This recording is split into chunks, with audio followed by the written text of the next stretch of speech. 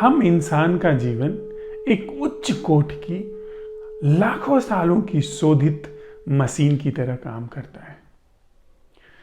कैसे काम करता है? हम पैदा होते हैं, पैदा होने के साथ ही हमें संस्कार मिलने शुरू हो जाते हैं। हमारे अचेतन अवचेतन तलों पर चीजें डाली जानी शुरू हो जाती हैं और पूरे जीवन की जो रूपरेखा है वह तय करके रख दी जाती है कि हमें कैसे बड़े होना है, कैसे संबंधित होना है, कैसे जीना है, क्या हासिल करना है, कहाँ पहुंचना है, वह सारी रूपरेखा तय कर दी जाती है। उसके डायरेक्शंस तय कर दिए जाते हैं, उसके गंतव्य तय कर दिए जाते हैं, उसकी भूमिका तय कर दी जाती है। और एक गंतव्य नहीं, एक व्यक्ति के लिए एक जीवन के एक मोड़ पर असंख्य। बच्चा जब बड़ा होना शुरू होता है, न जाने कितनी चीजों को वो कर सकता है जो ऐसा वो लगता है कि स्वतंत्र रूप से चुन रहा है। नहीं, वो स्वतंत्र रूप से चुन नहीं रहा होता है, उसको वैसा चुनने के लिए प्रोग्राम किया गया होता है। एक बच्चा बचपन से ही अगर वो मंदिर जाना शुरू कर देता है, वह मस्जिद जाना शुरू कर देता है, तो हम समझते हैं देखिए छोटा सा बच्चा भी कितना धार्मिक है। लेकिन उसको विशेष तरीके से प्रोग्राम किया गया है। उसने अपने माता को देखा है, अपने पिता को देखा है ऐसा नाम लेते हुए और ऐसा करते हुए, तो धीरे धीरे, और वह उस पर निर्भर है, वह अपने माता पिता पर, अपने आसपास के परिवार पर निर्भर है।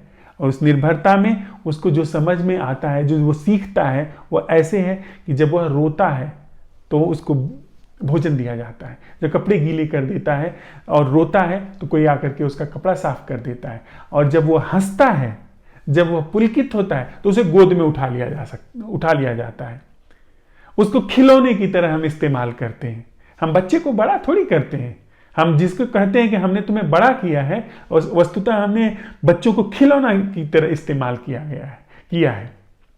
अगर बच्चों को हम खिलौने की तरह न इस्तेमाल करें तो हम बच्चों को बिल्कुल भिन्न तरीके से बड़ा करेंगे, उनकी बिल्कुल भिन्न तरीके से परवरिश होगी, पर हम ऐसा नहीं करते। खैर, बच्चा सीखता है कि जब वह कुछ ऐसा काम करता है जो कि परिवार की, आसपास के लोगों की मान्यता के, उनके हिसाब के अनुकूल है, तो उसका ख्याल रखा जाता है, उसको पुचकारा जाता है, उसका दुलार होता है। जब वो कुछ विपरीत काम करता है तो उसके तिरस्कार किया जाता है, उसे डांटा डपटा जाता है, उसको चपत लगाई जाती है। बच्चा सीख रहा है, दंड से, पुरस्कार से वो बच्चा सीख रहा है। अब वह देखता है कि माता पिता को नमाज अदा करते हुए, मंदिर में पूजा करते हुए, वह चीज़ उसके अंदर प्रोग्रामिंग में चली गई है। अगर वह पूजा करता है, अगर वह वैसी नमाज अदा करता है, तो सारे घर के लोगों का ध्यान उसकी तरफ जाएगा, उसको तवज्जो मिलेगी। इसी तरीके से हमारा जीवन बढ़ता है। हमारे जीवन की सारी दिशाएं तय की जाती हैं। हम दुनिया में जितने भी गंतव्य हैं, राजनीतिक गंतव्य, प्रशासनिक सेवा का गंतव्य, व्यापारिक जगत का गंतव्य, गुंडों बदमाशों का गंतव्य, न जाने कितने तरीके के गंतव्य हैं जो उसके लिए हर मोड़ पे खुलते रहते हैं। वो इधर भी जा सकता है, उधर भी जा सकता है, उधर भी जा सकता है, और उसमें उन सारे घालमेल में जो चीज ज्यादा उसके पीछे प्रेरक होगी, उसी दिशा में वो आगे बढ़ता चला जाता है, उसी दिशा को अपना गंतव्य बना लेता है।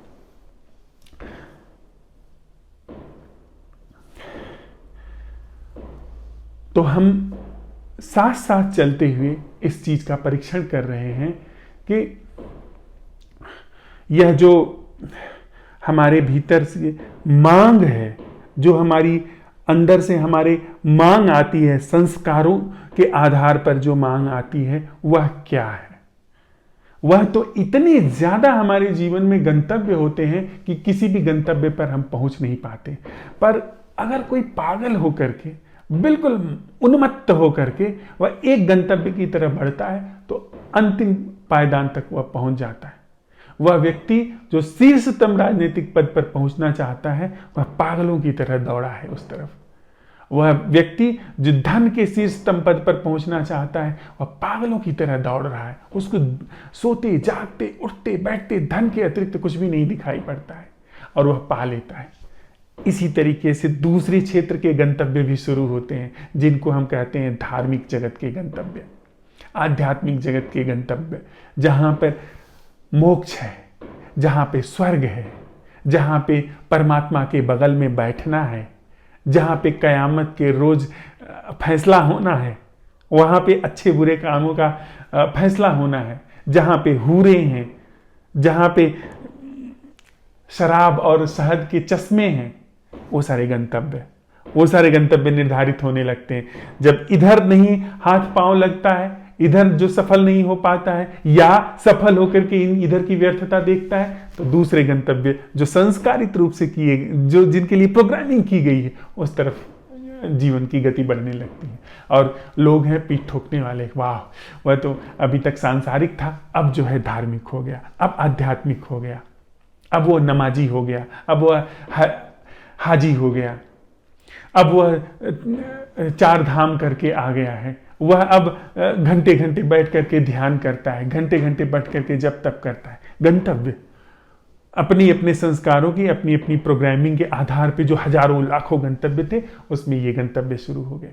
दुर्भाग्य क्या है मनुष्य का, कि मनुष्य जो मांगता है वह मिल जाता है।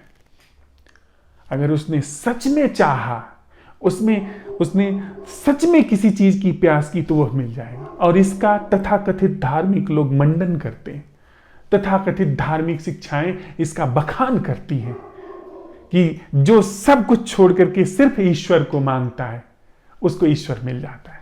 जो सब कुछ त्याग करके ईश्वर को मांगता है, उसे ईश्वर मिल जाता है। जो सारे जीवन के क्रियाकलाप छोड़ करके मात्र मुक्ति की आकांक्षा करता है, उसे मुक्ति घटित हो जाती है। यह दुर्भाग्य है, यह मिल जाएगा। अगर आप आत्मा को मांगते हैं, आत्मा मिल जाएगी। अगर आत्मा की आपने व्याख्या सुनी, आत्मा का निरूपण समझा, आत्मा को अपने अंदर उस जो आपने ख्याल बनाया आत्मा का, वह आपने अगर चाहा, आत्मा आपको मिल जाएगी। कभी आप लगातार अगर दौड़ते रहे, लगातार यत्न करते रहे, एक समय आएगा कि आप पहुंचेंगे कि आप आत्मा को उपलब्ध हो गए। आपने यत्न किया, आप परमात्मा को उपलब्ध हो जाएंगे, आप परमात्मा के बगल में बैठ जाएंगे। आपने यत्न किया तो आपको स्वर्ग मिल जाएगा। पागलों की तरह अगर आप दौड़े, तो आपको जैसे संसार में सब कुछ मिलता है, वैसे ही इस तथाकथित धार्मिक आध्यात्मिक जगत में भी सब कुछ मिलना शुरू हो जाएगा। जो आप चाहेंगे, जिसकी आपको प्यास होगी, वह मिल जाएगा। लेकिन जो भी आपको कुछ मिल जाता है, जिसे आप पहचान लेते हैं, जिसे मैं पहचान लेता हूं, वह सच नहीं है। वह हमारे संस्कारों का, हमारी प्रोग्रामिंग का, हमारी सिखावन का ही एक रूप है, जो हमने आकांक्षा की अपनी सिखावन के अनुरूप, अपने संस्कारों के अनुरूप, अपनी प्रोग्रामिंग के अनुरूप वह हमने दौड़े, हमने अपना पूरा चित्त चारों तरफ से तोड़ करके एक विशेष धारा में लगाया, उस तरफ अपने संकल्प को बढ़ाया। चित्त उस चीज को प्रस्तुत कर देगा, चित्त उस चीज को उद्घाटित कर देगा, उस चीज का वो पूरी संरचना कर देगा। यह जो चित्त है, यह असाधारण रूप से उपजाऊ जमीन है। इसमें परमात्मा का भी जन्म हो जाता है, इसमें आत्मा का भी जन्म हो जाता है, इसमें स्वर्ग, नरक, मोक्ष, निर्वाण, न जाने कितनी चीजों का जन्म होता है, इसमें सब कुछ का जन्म हो जाता है। लेकिन दुर्भाग्य यह है कि अगर जो मैं चाहता हूं वह मिल जाता है, वह धोखा है, वह मिथ्या है, वह मेरा प्रक्षेपण है, यह इस बुद्धि का प्रक्षेपण है, इस चित्त का प्रक्षेपण है, इस मैं संस्था का प्रक्षेपण है, जो कृत्रिम है, जो बनावटी है, जो असत्यापित संस्था है, उसका प्रक्षेपण है। और उसका मिलना मैंने इतना पहली बात यत्न किया, इतना जप तप किया, इतना ध्यान साधा, उसके बाद जब मिल गया और न जाने कितने समय के लिए मैं उस सम्मोहन में डूब सकता हूं, उस सम्मोहन का शिकार बन सकता हूं। जीवन उसका शिकार बन जाता है। जीवन जिसे हम अभी जीवन कहते हैं और जीवन जो इस शरीर के बाद भी है, इस शरीर के पूर्व और पश्चात भी है, वह सब शिकार हो जाता है इस तथाकथित चीज के लिए। यहां तक कि अगर मैंने सत्य भी मांगा, बात क्या आप मांग रहे हैं उसका महत्व ही नहीं है। आकांक्षा आप क्या कर रहे हैं उसका महत्व ही नहीं है। चाहे कितनी भी शुभतम आकांक्षा हो, वह जो आकांक्षा बीच में लगी हुई है, वह जो मांग है, वह मांग दोषपूर्ण है, वह मांग जो है भ्रष्टाचार है, वह मांग जो है वह विष है।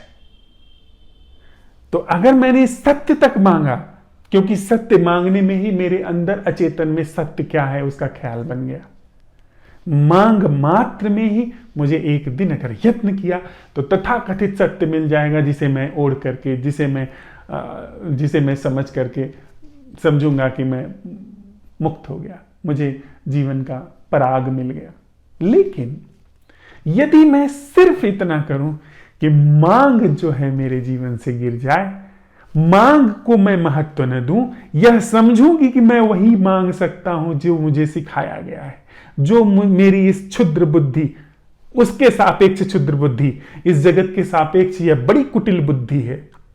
यह राजनीति में, यह विज्ञान में, यह समाज में, यह कल्पित निर्मित आयोजित बनावटी संबंधों में बहुत कुशल बुद्धि है। लेकिन उस क्षेत्र में जो कि इसके पार अगर कोई है, अगर है, तो उसमें बहुत क्षुद्र है, उसमें इसकी कोई गति नहीं, इसमें इसका कोई प्रवेश नहीं है।